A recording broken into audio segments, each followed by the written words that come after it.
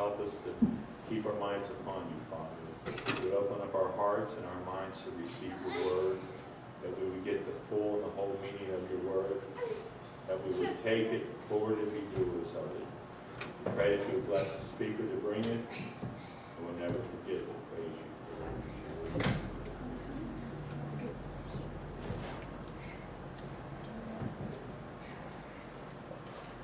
Earlier this week, I was on the phone with Bridget, and she was telling me a little bit about a teaching that she had listened to. And as she began to tell me about it, I was getting really excited about it. And then she brought out one thing that wasn't really in the context of the rest of the conversation that the brother brought up.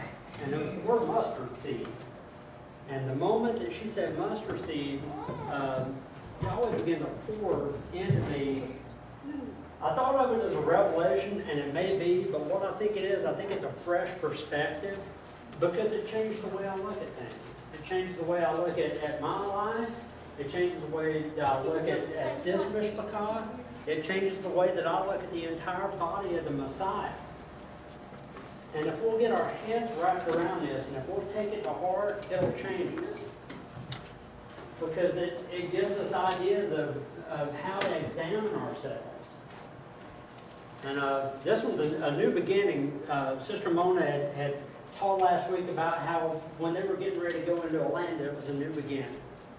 And you know what? This is a new beginning for us. This is a new beginning for the body of Messiah. Matthew Nolan said in a teaching a couple of weeks ago that this is something to be excited about, because we're the first people in 2,000 years to keep the commandments as handed down at Mount Sinai. That's an awesome thing. That is an awesome thing. But this one's rooted and grounded, Botany, Bible, and the well of living water. Seems like an odd combination, doesn't it? All right.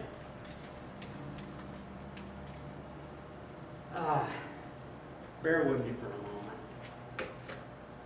because that's not supposed to be doing that at all.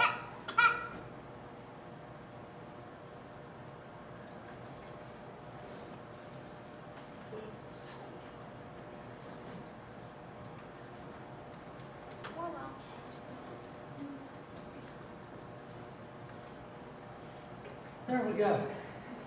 Ecclesiastes 3:1 says, "To everything there is a season, and a time to every purpose under heaven. A time to be born and a time to die. A time to plant, a time to pluck up which has been planted." You can see that I have a picture of a lovely flower. Not from the ground up, from the roots up.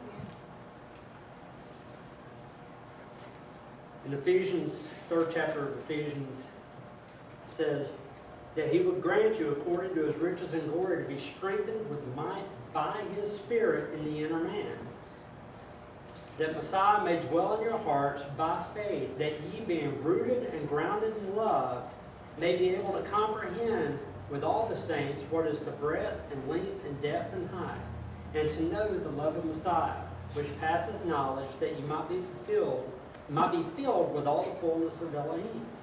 Rooted and grounded. It's an interesting concept. It means made firm.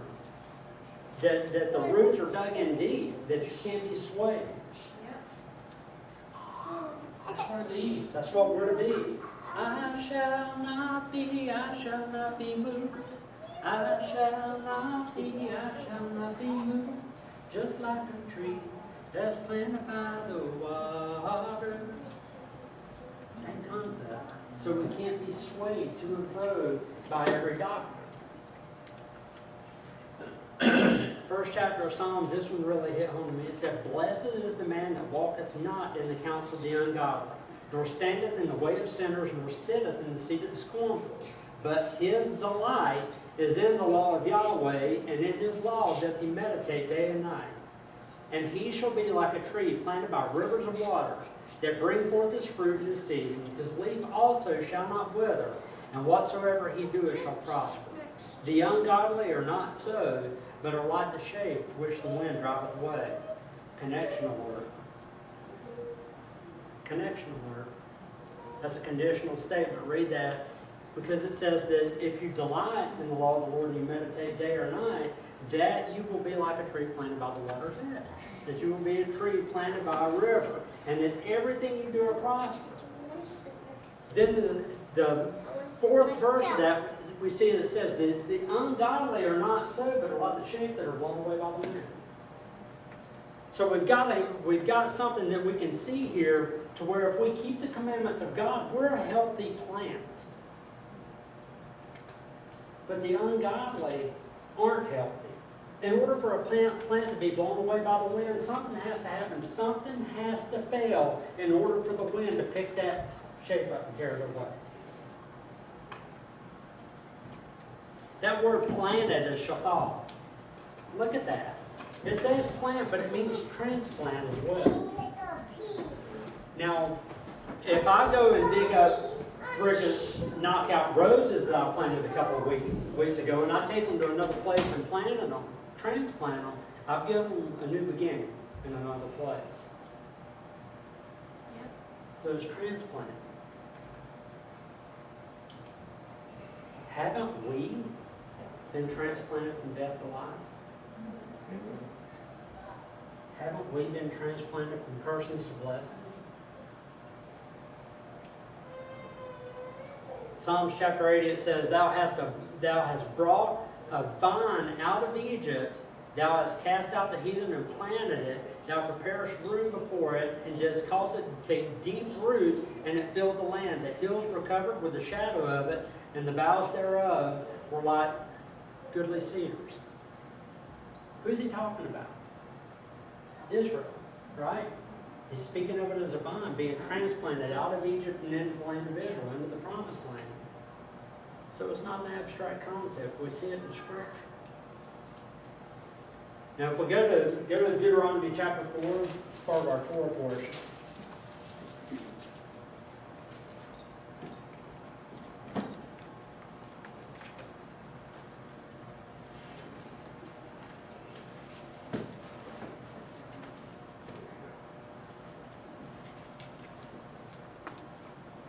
Deuteronomy 4:1 says, Now therefore hearken, O Israel, unto the statutes and unto the judgments which I teach you, for to do them, that you may live and go in and possess the land which Yahweh Elohim of your fathers giveth you.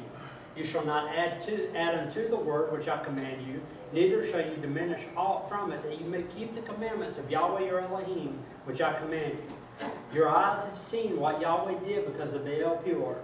For all the men that follow Baal Peor, Yahweh the Elohim hath destroyed them from among you. Well, that kind of goes back to Psalm 1, doesn't it?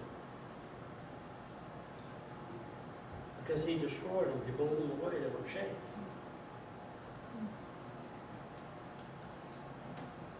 It says, But ye that did cleave unto Yahweh your Elohim are alive, every one of you, this day. Behold, I have taught you statutes and judgments, even as Yahweh my Elohim commanded me, that you should do so in the land whither you go to possess it. Keep therefore and do them, for this is your wisdom and understanding in the sight of the nations, which shall hear all these statutes, and say, Surely this great plant, this great nation, this great vine, is a wise and understanding people. For what nation is there so great that hath Elohim so nigh unto them, so close to them? As Yahweh our Elohim is in all things that we call upon him for. And what nation is there so great that hath statutes and judgments, so righteous as all this law, which I set before you this day? Only take heed to thyself, keep thy soul diligently, lest thou forget the things which thine eyes have seen, and lest they depart from thy heart all the days of thy life, but teach them to thy sons and thy sons' sons. Especially the day that thou stoodest before Yahweh thy Elohim in Horeb. And when Yahweh said unto me, Gather my people together, and I will make them hear my words, that they may learn to fear me all the days that they shall live upon the earth, and that they may teach their children. Which way do we go? Which way do we go? Here we have Yahweh, and that's Baal Peor. And that's not what it's supposed to be flashing in. I can see that there are going to be some things I'm going to have to correct as we go. We're just going to have to deal with. What he's essentially saying is he's saying, when you go into the land, you remember the things that I've taught you. You stay focused on me. Don't do what they've done. Don't serve the pagan deities that they did. And you stay rooted and grounded in me and my instructions. Now, if we can put this in the concept of today, don't you think essentially he's saying is, remember the statutes which I taught you, and do them, keep them, guard them, do them, and do not learn the way of the world.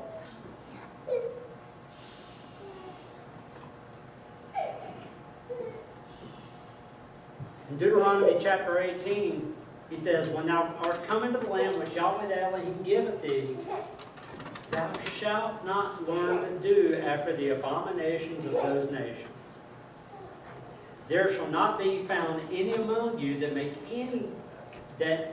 anyone that maketh his son or his daughter to pass through the fire, or that useth divination, or an observer of times, or an enchanter, or a witch, or a charmer, or a consultant with familiar spirits, or a wizard, or a necromancer.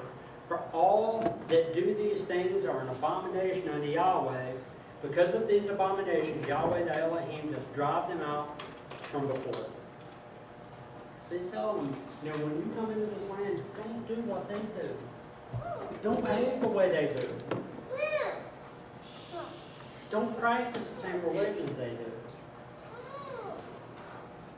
If we roll back a little bit in Deuteronomy chapter 12, it says, when Yahweh thy Elohim shall cut off the nations from before thee, whither thou goest to possess them, and thou succeedest them and dwell in their land, take heed, be careful with thyself, that thou be not snared by following them, after that they be destroyed from before thee.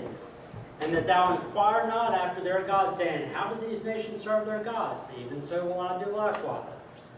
Thou shalt not do so unto Yahweh thy Elohim, for every abomination to Yahweh, which he hateth, have they done unto their gods. Even their sons and their daughters have been burnt in the fire to their gods.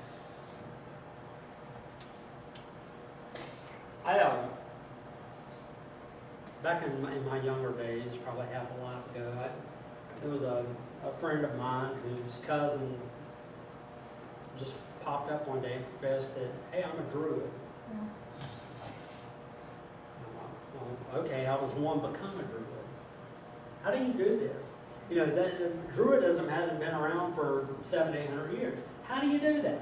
He said, I started reading up on it and got really interested and think they might have some things right. Well, he done something contrary to the instruction of Elohim, didn't he? Because he learned how they worship their gods and began to do the same thing. Just in the headlines this week, there was a man who was finally indicted because 2 years ago, he killed his mom, dismembered her, skinned her alive. He cleaned the skull and carved 2 inverted crosses in that skull. He killed his own mother as part of the satanic ritual. How do you come to that? How do you get to that place? He learned it from somewhere. He was inquisitive and wanted to know. And it got a hold of him.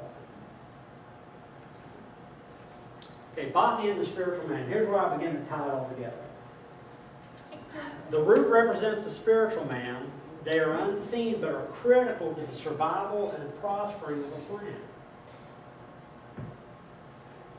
We can see the shell, and we can see the things that the shells do, but we can't really see the spiritual man, can we? It's hidden. But it's so important. Without the spiritual man, what happens to the physical man? He dies. He dies. We've seen that, when he said, those who went after Baal Peor, I destroyed. But those who cleaved to me, you're alive to this day.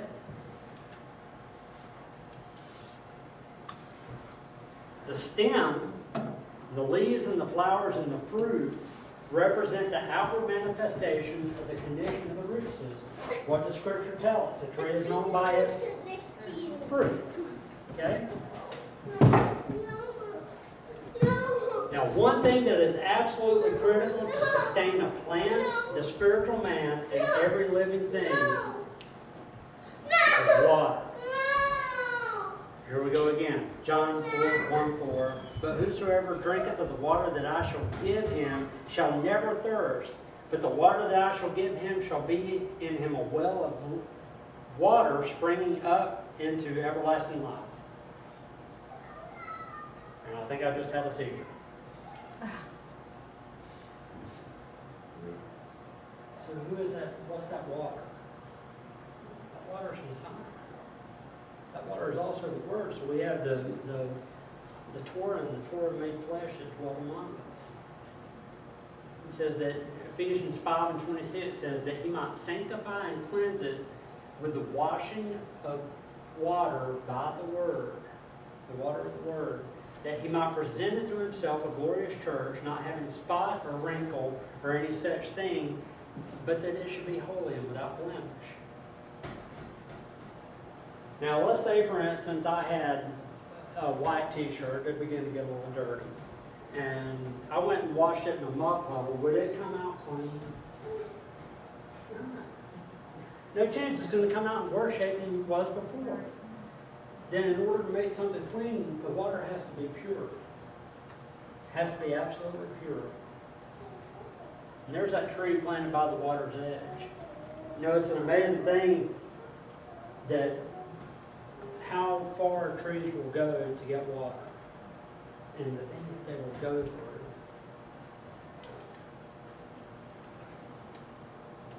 Back to Psalms 1, it says, but his delight is in the Lord Yahweh, and in his law doth he meditate day or night.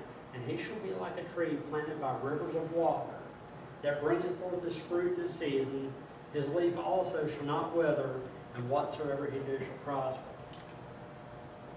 That tree is planted by a river of water, or a lake, I don't know. But the thing is we can see clearly that it prospers because it's getting pure water. It's not sucking up every mud puddle around. The trees can do things with dirty water that my t-shirts can't, unless they can live.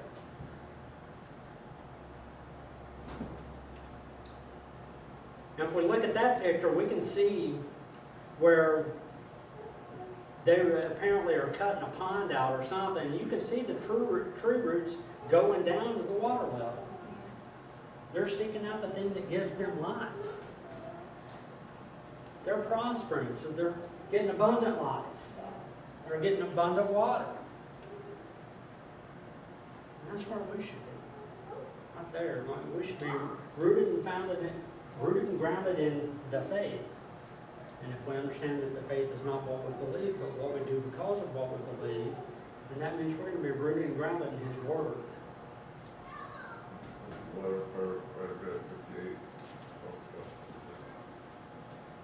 Find it for me. Let me know when you get it.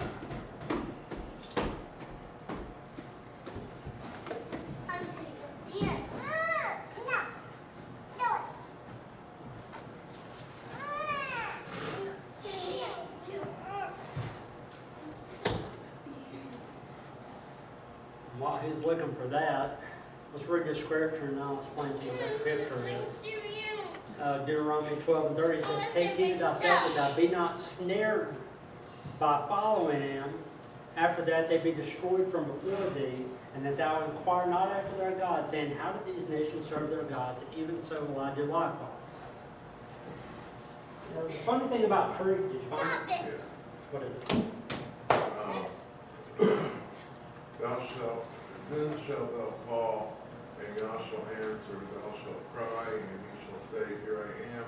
If thou take away from the midst of thee the yoke, with putting forth the finger and speaking vanity, and if thou draw out thy soul from the hunger, and satisfy the wicked soul, then shall the light rise from obscurity, and thy darkness be as noonday. Then Yah shall guide thee continually and satisfy thy soul in drought, and make fat thy bones, and thou shalt be like a watered garden, and like a spring of water, whose waters do not fail. And I read that almost every day, and I thought it had a tree in there too, but yeah, the water's not failing, you know. Right on. Okay, the interesting thing about trees is trees will seek water wherever they can find it. They'll, they prefer pure and clean water, but they will actually